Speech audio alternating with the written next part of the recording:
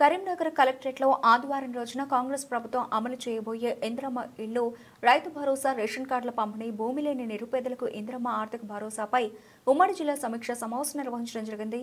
సజావుగా సాగుతున్న సమావేశంలో జగిత్యాల ఎమ్మెల్యే డాక్టర్ సంజయ్ మాట్లాడేందుకు ప్రయత్నించగా హుజురాబాద్ ఎమ్మెల్యే పాడి కౌశిక్ రెడ్డి మీది ఏ పార్టీ అంటూ అతనికి మైకెందుకు ఇచ్చారని ప్రశ్నించారు. దీంతో ఇద్దరు ఎమ్మెల్యేల మధ్య వాగ్వాదం, తోపులాట చోటు చేసుకుని ఘర్షణకు దారితీసింది.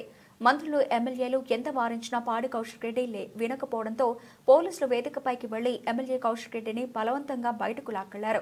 ఈ సమావేశంలో హోరాహోరీ వాతావరణంలో కరీంనగర్ గ్రంథాలయ చైర్మన్ సత్తు మల్లేశంను కౌశిక్ రెడ్డి నిన్ను ఈ సమావేశానికి ఎవరు పిలిచారని కాలర్ పట్టి లాగి అవమానించడంతో గ్రంథాలయ చైర్మన్ మరియు మాజీ ఎమ్మెల్యే ఆనపల్లి మోహన్, కాంగ్రెస్ సీనియర్ నాయకులు కలిసి కౌశిక్ రెడ్డిని త్వరలో అరెస్ట్ చేయాలని కోరుతూ పోలీస్ స్టేషన్లో కేసు నమోదు చేయడం జరిగింది.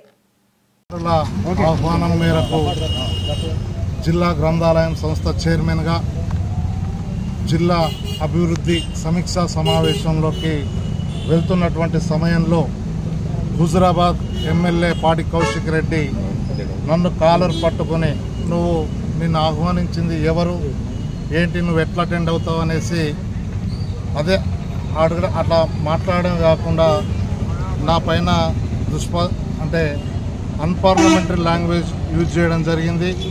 అంతేకాకుండా మ్యాన్ హ్యాండ్లింగ్ కూడా అతను చేయడం జరిగింది. మేము ప్రజాస్వామ్యం పైన గౌరవంతో ఒక ఎమ్మెల్యే కాబట్టి ఆ గౌరవంతోనే మేము అతని పైన ఏమనలేదు. అదే మాకు ప్రజాస్వామ్యం నీలాగా మేము ప్రవర్తించాలని అనుకుంటే మాత్రం నువ్వు మానేరు బ్రిడ్జ్ దాటేవాడివి కాదు. మా కాంగ్రెస్ పార్టీ కార్యకర్తలు తలుచుకుంటే నీకు హుజురాబాద్లో ఇల్లు కూడా ఉండకుండా వేసేవాళ్ళు.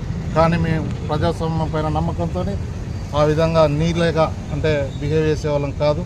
కాబట్టి నా పైన వ్యక్తిగతంగా నన్ను తిట్టడం జరిగింది. వ్యక్తిగతంగా పర్సనల్గా నాకు డ్యామేజ్ అయ్యే విధంగా మాట్లాడడం జరిగింది కనుక అతని పైన ఈరోజు కంప్లైంట్ ఇవ్వడం జరిగింది.